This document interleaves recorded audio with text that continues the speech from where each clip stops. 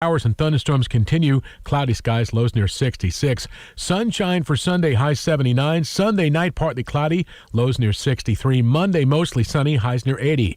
For KTUI, my name is Christopher Lee Cunningham. KTUI time is 10:05, and the current temperature is 76 degrees. I'm Sam Scott for KTUI.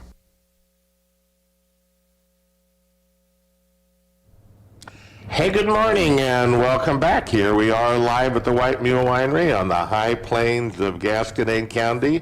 77 degrees here at airtime and a cloudy, overcast day we have. And yesterday I don't know where it came from, but we had a pop-up shower here that was enough to get you wet, and then that was it. I thought, in fact, that we're going to have 3 or 4 days without any rain. The cloud cover is kind of welcome if you're working outside. It kind of, makes it a little bit better. But, here we are in July.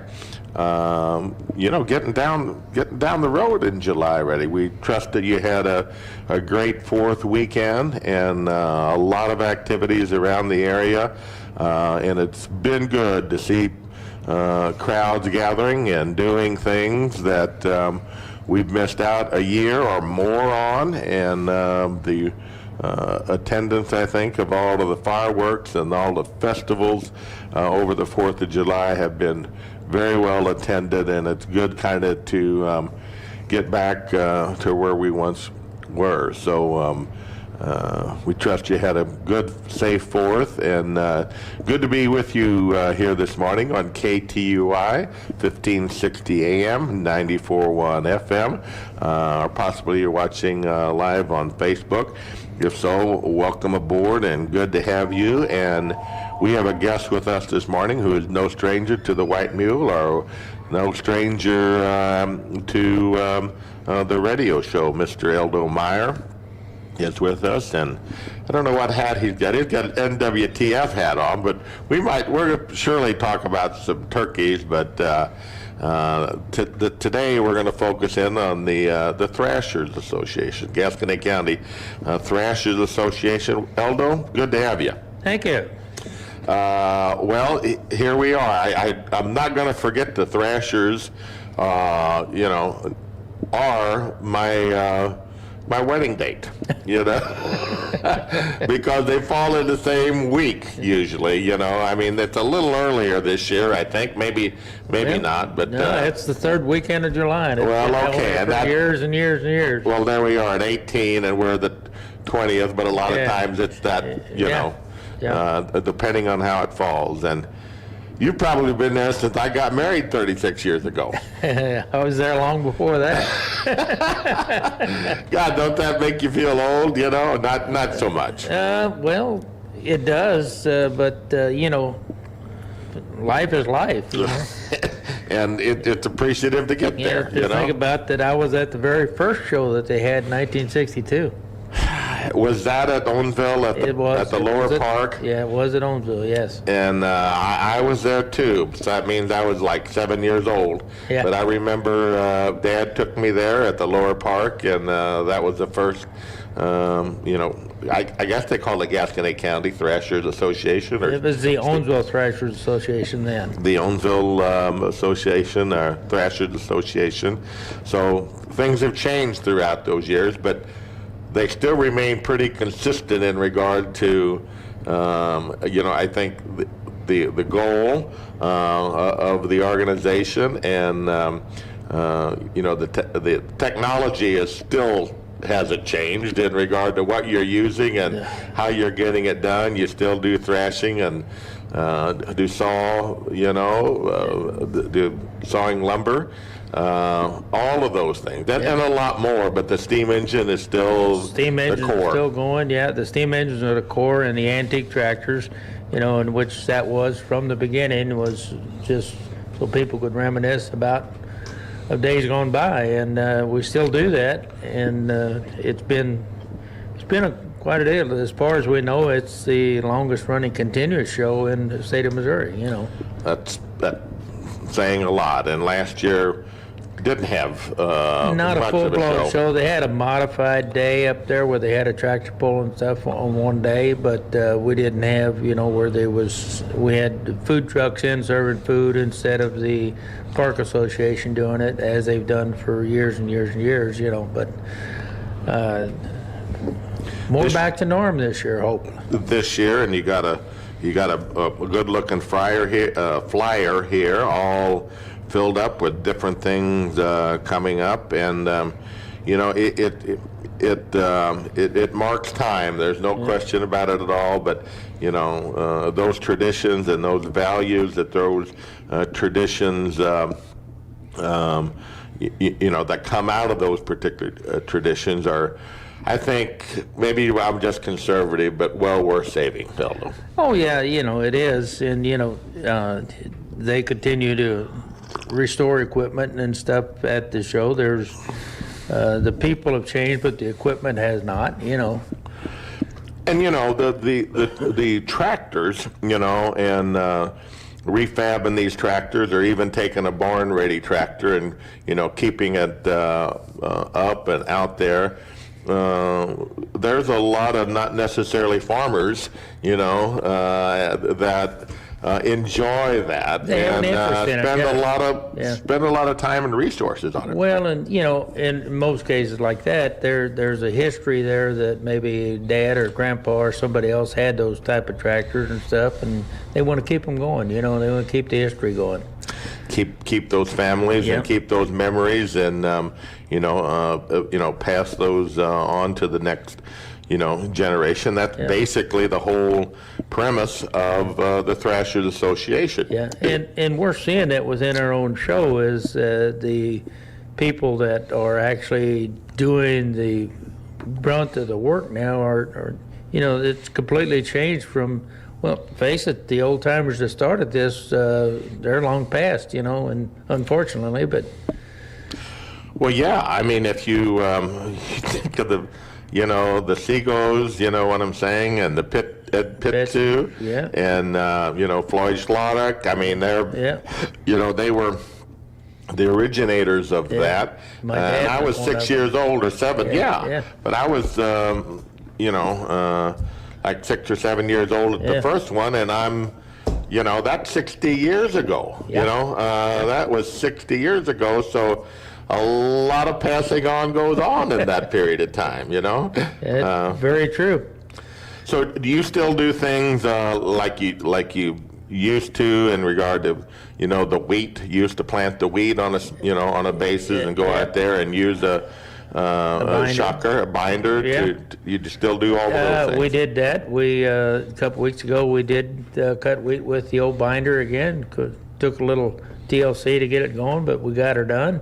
And a couple days ago, we picked up the bundles and loaded them on a wagon so that we could make some dust up there, Didn't want to get them wet, Well, they got wet once. Did they? Oh, yeah, but when they're in a shock, that's part of it, there's no question. I mean, they didn't have a place to put that all under roof. Used to, Well, and you can't, because it has to go through like a bale of hay does. It goes through a sweat, Really? Well, I guess that makes sense. And so, when it did rain back then, I mean, if people can't visually see what a wheat stack looks like, the heads are all up on it, correct? Yeah. And they're all put together like in a circle below, and then you just continue to add on. How many shocks into Well, you typically put 5 to 9 bundles into a shock, depending on bundle size and stuff. But you don't want to get it too big, otherwise it doesn't cure out in the middle. So, and then you spread one on top they call it a cap, that puts on top to help shed a little bit of rain, But I wouldn't know how to make one, in all honesty. I think I've helped load them before, once or twice. Well, maybe. There's an art to that, too. Yeah, you got to stick the fork in the right place, don't you? Well, you got to stick it the right way, and then when you throw it on a wagon, you always throw it with the guy that's stacking, with the head towards the guy stacking. So he can grab it on the wagon. He can grab it on the wagon, because the butts go out, the heads go in, and that way he's got it in the right position. The other thing is when you put your fork up, the tines are curved, and when you pick it up, you pick with the curve up, and when you throw it on a wagon, you turn the curve down so that the bundle will slide off the fork. So. And people may not think there's a lot of technology in forks, but there is. There is. You know, the three-pronger, right? Well, typically was used for. Right, it's called a pitchfork, you know. A pitchfork, so Right. you could actually pitch them up on the wagon and then get higher as they go. Oh, yeah. And you got that curve to it, so you throw them like that and you handle them like that. Yeah. But you know, it's just not any old fork will do. Them three. Well, I mean, you can do it, but it they're not doesn't work made as for well. it. Yeah. I mean, the manure forks, you know what I'm saying, have. You know, I mean, there's all kind of them too, but they're closer tongs. It's the reason tines. it's called a manure fork, you know. Why is that? Because it's used for manure. And we clean that up. Well, and they are, you know, they're a lot closer, you know, and there's more of them, you know, in regard to that. And so, you know, that some blacksmith has think quite a bit about that, or, you know, had some knowledge to do that. So, and then, you know, going back, you know, we've got an old cradle hanging in here, you know, at the White Mule, where an old scythe, and then they had a wooden cradle on that. I don't know who could have ever mastered that, you know what I'm saying? First of all, to get that blade sharp enough, you know what I'm saying, to cut that weed and then getting your swing even, you know. You know, I'm not sure my boys cutting grass could master that in a day. And probably nobody did, you know, but. You know, that's the whole trick with that was to cut it, and then you ended up in a swath where somebody could come along and take another, grab some of the wheat and instead of using twine, tie it with wheat. Wow. But like this one has a big wooden cradle. Was that actually, did they slice, you know, use that, and then in the cradle, did they make the... No, with the cradle, all it did was gathers of wheat that you cut off, and then that was put in what they call a windrow. Okay. And laid to the side, and then someone else would come along and gather that wheat together to, in most cases, they actually did put it into a bundle. And the wheat, you know, was still on just a little bit of the green side where the grain was in a milk stage yet. So in the milk, okay. Yeah, that's ideally when you cut it, so that you don't. And with the binder too, is that the time you do it? Ideally, yes. Unfortunately, due to the rain, we weren't able to do that this year. But yeah, normally when the heads just start to kink over and the stem's a little bit green is the ideal time to cut it. And then you put it in the shock to finish drying. And the reason for that is so you don't lose the grain out of the head. Yeah, I mean that's the whole. Yeah.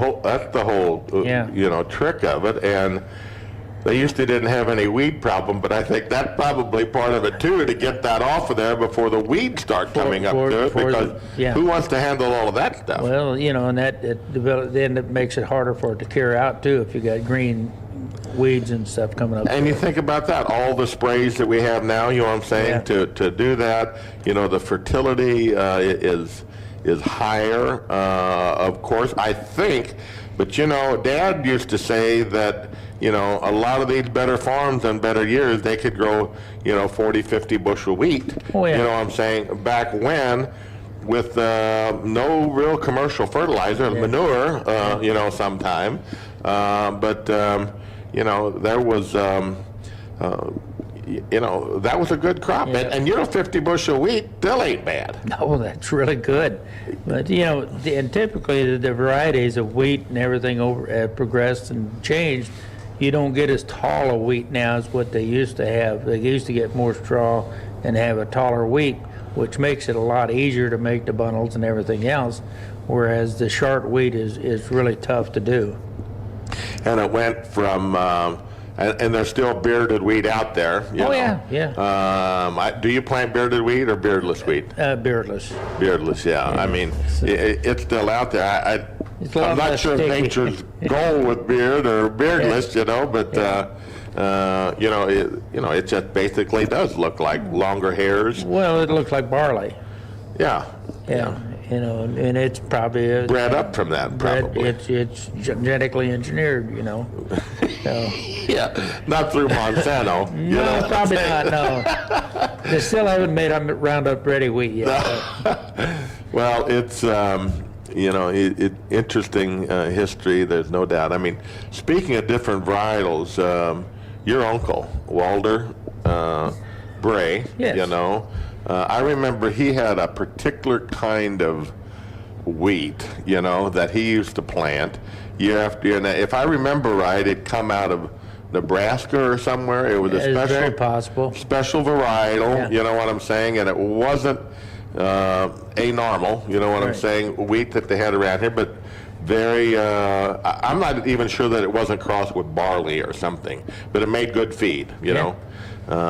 It made good feed. So, and you know, those economies at that time, Dad always said that if you go around the neighborhood, okay, and you look at the people that acquired, you know, a lot of land 5-6 generations ago, a lot of those reasons were because they were good wheat farmers, you know what I'm saying? And wheat is basically what put a lot of those properties together, knowing how to, you know, make a good wheat crop. It bought a lot of property. Well, until the fertilizers came along and the modern era of corn and beans and so forth, you know, and when I was a kid, beans were very few because it was tough to grow, you know, and corn was tough to grow in any amount. Now, there was corn planted, but wheat was something that most everybody could grow, you know. But there was go ahead. Yeah, no, but that A was secret to it, though. I mean, yeah. they did rotation. Oh, they yeah. They did not go in there year after year after year, like you go to Kansas or wherever, and they plant wheat after wheat after wheat. There was a rotation to that situation, Well, and laying that ground idle for a period of time was also part of that well, it's rotation. all part of the soil, you know, what the soil will tolerate, you know. Yeah, there's no question, but it was wheat, clover, you know, sometimes they went with corn, you know what I'm saying, or millet, you know what I'm saying, or Milo, Yeah. you know, or some other stuff they made haxel out of, whatever that was, you know. Haxel could be Sudan. made out of basically everything. Everything, you know. Yeah, all the old barns used to have that, you know, it was basically like silage, only it didn't have that high moisture in It it. was dry. It was dry, and they Yeah. cut that up and blew it up, you know, in those things, and that was your haxel box up there that you. I guess that was really the first thing on TMR rations. And you bring that down and you put some molasses on it so that it made it palatable for the animals, you know. Yeah, boy, we're going back there a ways, but it's just an interesting part of history, and it's interesting how, you know, economic situations changed, but being able to apply the technology at that point, and you know, being able to understand and have the ground type, and a lot of this ground is really kind of good wheat ground. It used to be. Now I don't know. It's unusual to see a great wheat field here to some degree. Well, to some degree, but you know, and economically, wheat now, you know, actually the straw brings as much as the wheat does, you know, because people use it, you know, and there's nothing goes to waste anymore, you know. You know, our soil is, you know, weather patterns might have changed a little bit, and, you know, it gets wet. Wheat doesn't like to get wet, you know what I'm saying, in the fall and those things. We were up in North Missouri this week, and wheat harvest was in full swing there, and, you know, there's a lot of big wheat fields up there, and you're exactly right, Eldo. The straw, you know, is a major part of, you know, that industry. And what, you know, I've been in the feed business. I was in the feed business for 20 years. And I learned something at these major dairies that they mix an awful lot of straw in with that silage, you know what I'm saying, to dairy cows, and the production goes through the roof. I mean, from a nutritional standpoint, you know, when I was in the feed business, I mean, we feed whole shell corn, and we let the cows eat straw, however they much, and they don't eat a whole lot.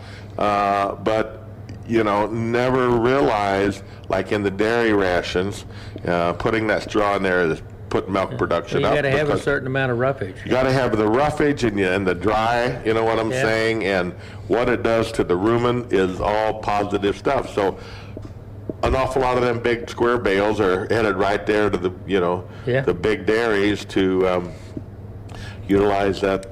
Get ground up. That, you know, that part of it. And the feedlots will also use wheat to feed the, you know, in rations to feed the cattle too. So it's still a great resource, and it usually takes a little less investment to grow that. You know what I'm saying, as it does to the corn. So you know, the thrashers are coming up here, July the 16th, 17th, and 18th, which is not this Friday or Thursday. It's a week from. Is that this week from Friday?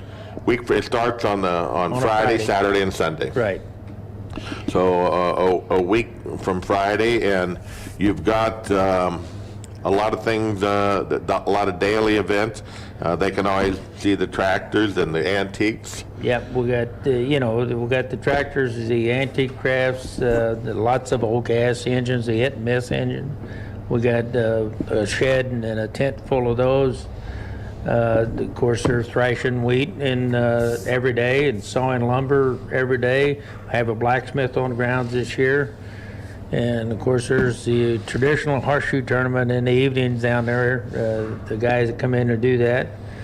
And you pitch horseshoes? Horseshoes. Do you pitch? Not horseshoes. I don't pitch much of anything anymore. Well, you know, this is you know, and you really last year was very limited. You know, the town of Rosebud is actually on fire. You know, I mean, with the amount of antique places they've got and the people that come to that town is absolutely amazing. My guess is that, you know, this is going to be a very special weekend for Rosebud, because every time they have a special, you know, antique days or whatever there in Rosebud, the town is absolutely full. Well, if you've seen the fireworks the other night, they tell me, you know, in Rosebud that it took 20 minutes, you know what I'm saying, to get on Highway 50 after the fireworks. Well, the one thing about it, during this period of time, they don't need a speed limit in Rosebud, because you're not going to speed through Rosebud. And even on an antique weekend, you're not speeding through Rosebud, because it takes a while to get through. Yeah, there's no question about it. So my guess is that it's going to be a super year for you, and you know, the antiques and, you know, those things, the other primitives, you know what I'm saying, that people will bring in will cause a lot of foot traffic, because even though in a bigger sense, I think that the antique market in the big picture has kind of lost some of their esteem, you know what I'm saying, as far as their value. Everything evolves, you know, and some things go high now, and some things don't, you know. The way it is, you know. It's just part of it. That's the way it is. And along with all the others, we have entertainment too, such as the Baker family, which some young men and women there. They'll be providing music on several occasions. On Saturday, let's see, they'll be there at 3 o'clock and 6 o'clock. They'll be providing some entertainment there. So 3 o'clock in the afternoon for a show, and then 6 o'clock another show probably. And then at 8 o'clock that night, you got the Big River Band providing music to 10:30. So that's tradition there. And then on Friday night, you have Joe Stockton and friends with a band. They're providing entertainment. So, you know, and those are all part of the you know, tradition of thrashing, good food, and you know, in all honesty, the community of Rosebud does a great job with the food that they The provide. Park Association does a great job with that, and there's always an ample supply of it. They've worked hard at that over the years and changing everything to make it work well. And you know, it was the end of when the old timers would get together in this community. I don't know if we was on your same thrashing run. No, we was on a different one. You was on a different run, but to explain that a little bit, you know, every thrashing machine, steam engine entrepreneur had a certain amount of customers they would go to. In this area here, you had the Petsuks who ran a thrashing run, and basically a thrashing was go from farm to farm and thrash their week, and everybody that was on that run would get together and help the neighbor, you know. And in the area where I was at, it was Simon Schrader had the thrashing Oh, machine. Simon, I'll be dang. Yeah, Simon Schrader had the thrashing machine. And Whatever happened to his machine, do you know? I do not know. And he had the thrashing run there. Now, he ran his with a tractor. Okay. Petsuk Had the old Hubler, yeah. He had the old Huber that ran his, you know. It takes a pretty good tractor to run a thrashing machine, you know. So, Yeah, a lot of horsepower. I mean, there's a lot of a lot of greased wheels on a thrash machine, there's you a know, lot of and it. you know, and you know, I mean, I don't know in regard to how many bushels can you put out an hour, or you know, do you ever? I don't know that, but it has to be quite a bit. Quite a bit, because you're throwing a bundle in there, and you know when you're feeding that thing. You're throwing from both sides of the thing. You're throwing two wagons. You're throwing bundles in at the same time. You know. Well, I guarantee you, our old pull type AC combine wouldn't take, you know, the amount of stuff you're throwing through that thrash machine. Probably not. No. You know. You know. It. Some of the newer ones might have, but the old conveyor and whatever, you know, you'd have to shift it You know, down. because most farms on a thrashing run, the thrashing would, you know, maximum 2 days, and they'd have all their wheat thrashed, you know. So you'd have, you know, I'd say probably 10, 15 wagons. You know, you had your crews going out to the field picking up bundles and then coming in and putting them on, throwing them in there, you know. So it was all hands on deck when you was doing that.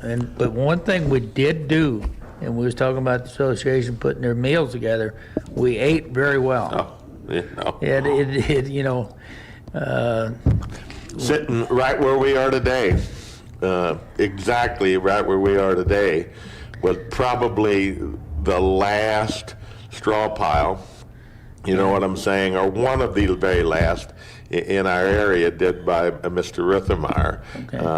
And you know, he had his, you know, the mules, and I mean, I remember, you know, very well coming over here every year when they're thrashing, and carried water, you know, for them, but I mainly remember eating.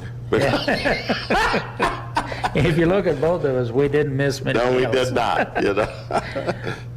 If I remember correctly, right here was one of the places around that would actually bring their wheat in and put it in stacks.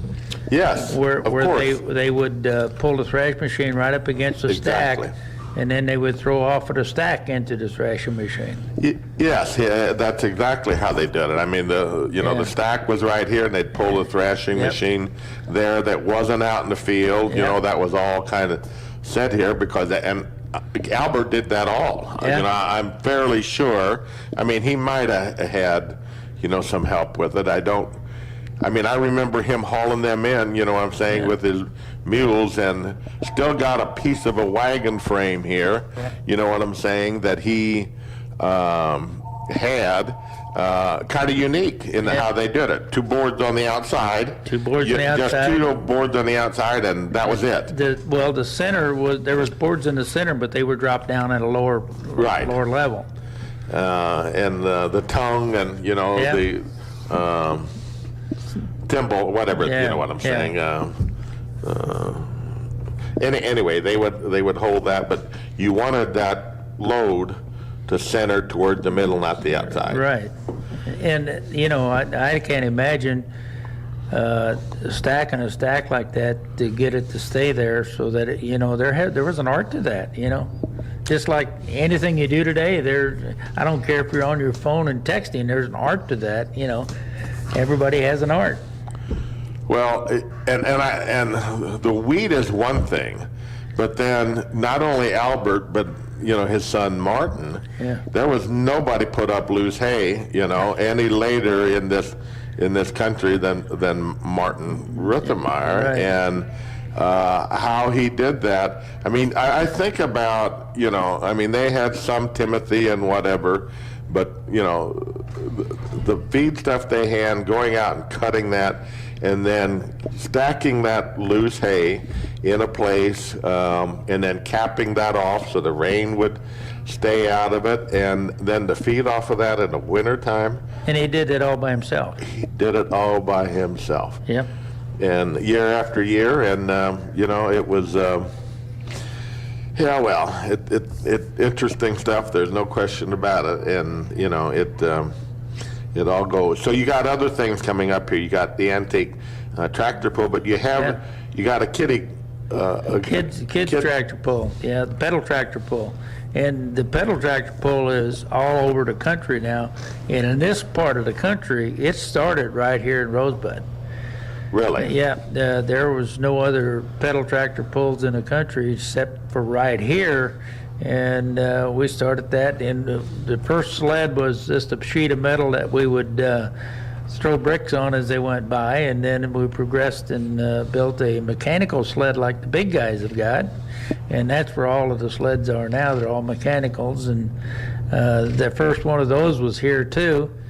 In fact, I built it, but and I think it's still in existence. I think the Segelhorst boys are still keeping They're it. keeping it. And Does Dennis still do the?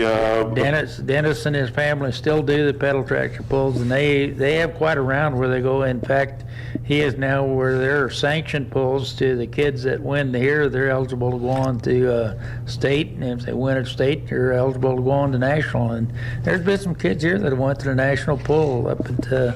I know that the champions in our community are the Kotwitz boys. You know, they're doing quite well. They are doing very well. I mean, they and I'll bet they'll be front and center at Rosebud too. But how young can they start on that? You 4 years old normally. 4 years old. Yeah. 4 years old and up to.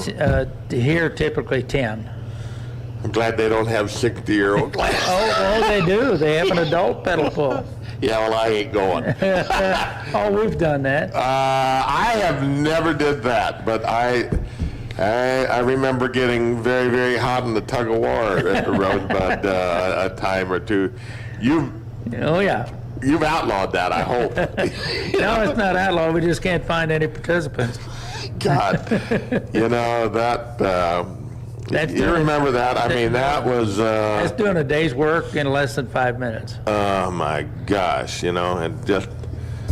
You know, I think you and Earl Merck was on the team that I was on, maybe, you know, and he was anchor man.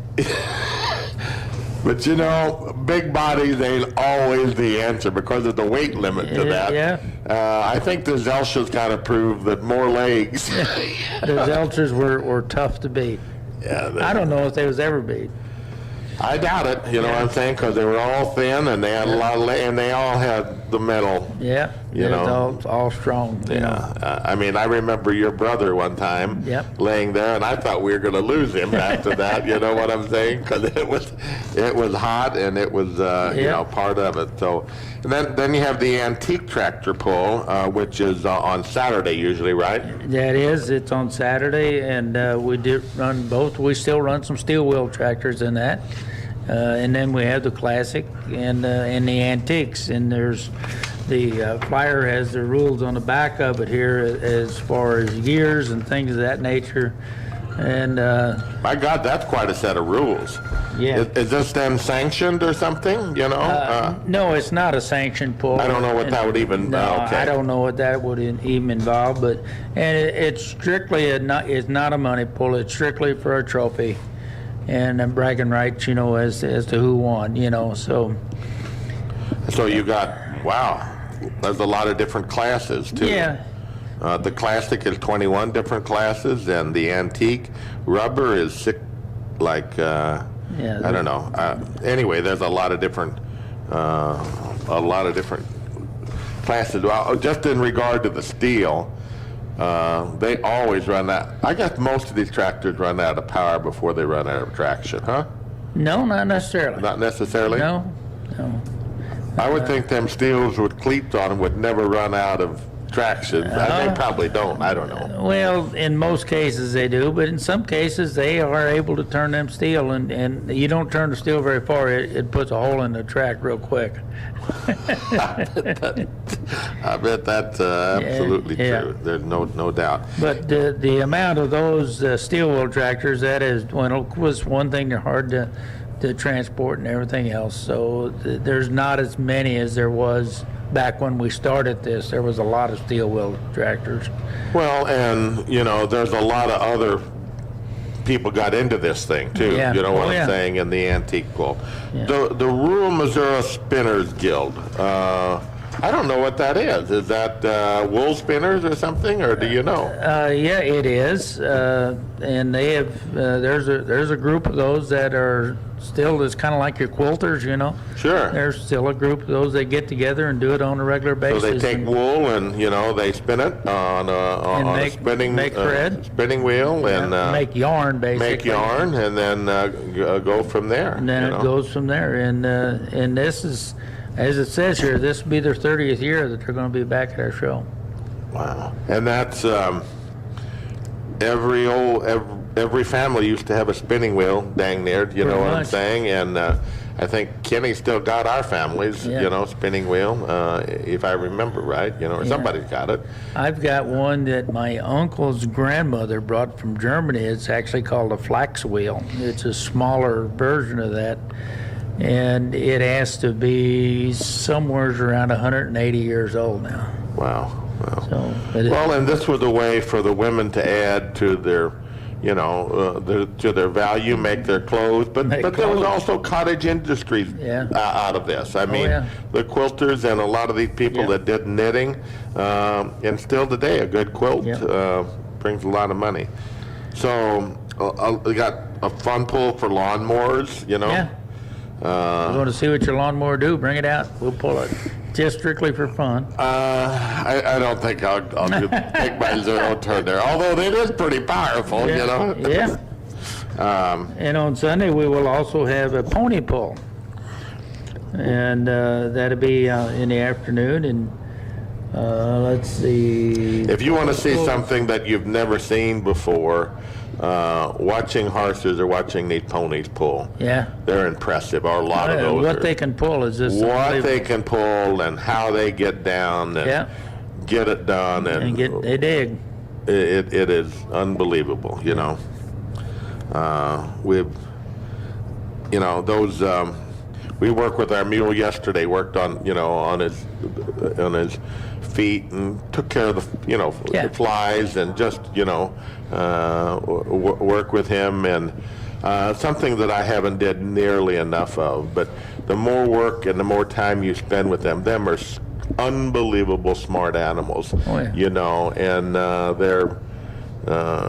they're kind of fun to be around, in all honesty, But then also on Sunday, if you want to be there at 8:30 in the morning, we'll have church, and that's been a tradition for the Thrashers since the beginning. That on Sunday morning, for those that are up there working and anyone that wants to come, we have a church service on Sunday morning, which is and then fried chicken dinner afterward. And fried chicken dinner, and I hardly ever miss that fried chicken dinner, even though we do that. But this is something that goes back a little ways. The Rosebud, or the Gasconade County Thrashers, is also a wedding venue. Yes, it is. You have had steam engine weddings. We've had a couple of them, yeah. I remember Oscar Holtgrew, right? Yes, sir. Oscar was from Canaan, and he was the first one, or the only one that I remember. That's the only one that I remember that got married at the show. Right? But he's that's pretty interesting. There's no question. I'm going to take my bride to it because that'd be our anniversary, but Okay. we probably won't be renewing our vows. Well. And another thing is, one of the good standbys there is homemade ice cream. That's always a good. It's always a hit, so. And they, and they got a lot of different varietals there too. You know what I'm saying? Yeah, They're served there, and that's always good. But you have a farmer's breakfast at the American Legion Hall. Puts on a farmer's breakfast on 2 days, so that Everybody comes in and eats a big hearty meal, and they do a great job of that too. Well, I said VFW. Legion, American Legion, actually American. Post 587. American Legion Hall there, and they are a benchmark of the community of Rosebud. There's no question about it. Been a member there for over 50 years. Well, thank you for that service, and it's just a great thing. There's no question about it. Some of the other things, like on Saturday, let's go through it here. On Friday, tractor games, lawnmower pull, Joe Stockton. But Saturday you have a cast iron skillet throw. Yeah, I'm not going. This is just reserved for ladies only. If you need one, we got a cast iron skillet. Back here, that is, it's. Now remember, they typically break a couple every year. I totally understand it. I'm not offering that because it only has little handles on the thing, but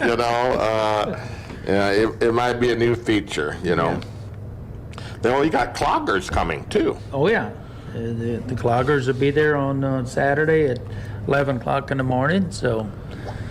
And they're fun to watch. They do. Well, they're good. And, there's all ages in there that are doing that. So it's good. I tell you what, most people have never seen them, but there's a commercial now that depicts cloggers. Oh, you know what I'm saying? Yeah. If you remember upstairs, and they move. It's probably a Geico because that's the only. It's a Geico one, yeah. The boy brushing his teeth and clogging, So the Baker family is going to be there on Saturday, and we said that 2 different shows, and the Big River Band that evening, and that's kind of the big thing, the dance. You know what I'm saying, that they usually have on the evening, and a good celebration it is.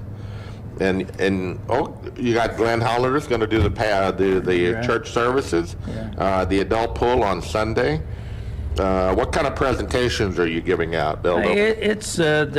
We give some presentations out for people that have done special things for either the community or part of Thrashers, and some of it for longevity, how long they've been there, and there's a variety. Who knows? And we also present the scholarship winners. Of course, right. For the year. That is given by the association. Well, the park does a scholarship, and I think they're doing one again this year. And the Thrasher Association does a scholarship every year. That's awesome. That's absolutely, great stuff. And it's all coming up here July 16th, 17th, and 18th. You got one admission, I think. One admission. Was just going to talk about that. $10 gets you in for all 3 days. You get a button when you come in and pay $10 for it, and you just show your button and you get in all 3 days. And you keep it as a souvenir. There's many little people probably got. I don't know if you did it for the 60 years or not, but there's a couple collectors there that has every one. Yeah, and Darren McCurry has his 2 sets. Does he really? Yes, he does. That's absolutely. And if you're under 12, you get in free. Well, that's we don't quite qualify for that, but that's okay. Well, yes, it is okay. So, coming up here right at Rosebud, and a great place to spend a family day or 2, Absolutely. And get involved with it. I'm sure that anybody in our community there, I'm sure that they're still looking for some help, to always looking help do volunteer work and do whatever, because that's kind of what Yeah. makes these things. Yeah. And there's a lot of hours here, to cover in regard to the food and even, even out there on the thrashing and those things. But All of that, yeah. you thrash every day of the Yep, show, I do so some they'll do every- some of that every day. I'm sure they cut wood, saw lumber. They saw lumber every day. They saw lumber every day, and there's a lot of old antique motors and those things that are out there running, and they had a parade, We have a parade, of different tractors all the time. Is Do that it on Sunday yet? Saturday and Sunday. Okay, Saturday and Sunday. And there's all kinds of antique equipment that is parked out there on the field, and lots of antique old tractors and stuff. We've had as many as 400 or 500 different tractors up there. It's amazing. It's amazing what comes up. Some in complete restoration, some of them just how they come out of the barn. There's no question about it. Well, it'll be a great event. I would think you'll be surprised. All of these things that I have been to, including church picnics and other events, have been overwhelmed by the crowds. Very well attended. Very well attended, and people are just ready to get out and enjoy, these things, and it'll all be good. So I'm going to take a break here and tell you what else is going on in our neck of the woods, and we'll be back with Elder. Are you still on the board there at honorary? It's kind of an honorary deal. I understand that. So, other things are going on in our neck of the woods coming up in the next week or two ahead. St. John's Lutherans, which is right across the hill from our church at Charlotte, is having their picnic July the 10th. And their ice cream is absolutely awesome. They're right across the hill from us, so they're both good ice cream. But it's absolutely, I don't know if the recipe is the same, but they've actually got more varietals here too on the ice cream, and it's right down Charlotte Church Road. All right. There's two of them there, and then at the White Mule this weekend, pan-fried chicken. Steak dinners on Friday and Saturday, and trying to think what else we have here. Trying to look, and I didn't bring my glasses along to read this, but on Friday, I don't know if we got any music or whatever, but it don't make a lot of difference, But just give us a holler if you're in our neck of the woods, and come by and join us on. Sometime this weekend. One thing you got on here that's pretty important is on Saturday, July the 10th, you'll have an honor flight fundraiser. Oh, absolutely. That'll be coming up next week. No, that's this Saturday. Time flies. I'm glad you got eyes there. I'm glad you got, yes, it's a fundraiser for the honor flight, and that is extremely important. And I'm glad I handed that over you so you can read that. But we didn't do it last year, you know what I'm saying, because of COVID. But I think their goal this year is to charter a whole plane, to take local people to Washington, Washington D.C. to just commemorate what they did. And there's not a person. Have you been on it? I have not been on it yet. Your brother asked me, but I haven't been there yet. I tell you what, Eldo, every person that's ever been on it said it was one of the greatest days of their life to go on that. So, encourage all veterans and everybody that spend time in service to get a hold of somebody and get scheduled down the road, because it's a worthy event. And then we have the Gascony County Fair coming up. This will be the week after the Gascony County Thrashers Association, and we'll get into that a little bit more, but just planning ahead. That starts Wednesday and through Saturday.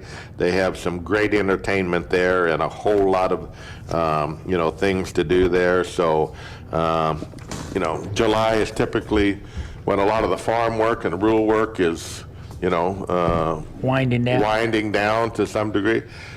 I think, I'm not sure it does here, but Well, it used to. it used to, but make plans to visit one of these great traditions coming up here this month. And Eldo, it's always a pleasure to see you. Always a pleasure to have you here. Next time we'll have to talk about, turkeys and wildlife and other things that are, in our interest. And it's just a couple more things on the thrashers. Let's just go through and remind people, when it is, and they don't do no preseason tickets or nothing. You just go to the gate. No, you just go to the gate, and they'll have multiple gates that you can go to. And you got these flyers out, flyers, everywhere. Posted at various businesses around in both. And I don't know that you got a website or anything, but Yes, we do. Yes. Do you really? Yes, there is a website for thrashers. Or Facebook or whatever, a It's website. It's a regular website you can go to. Awesome. So they Look can up get all Estate those County details Thrashers. right at home there. All of those are on there. And it will be it has been and will be in the paper. Mm-hmm. And it is also on Facebook also. Again, And I'm assuming you not only use this paper, but you use other papers around the area. yeah. To advertise. We Washington, Raleigh. Sullivan, Raleigh, everywhere. Yeah, everywhere that in the general area. Again, kind of just a rundown.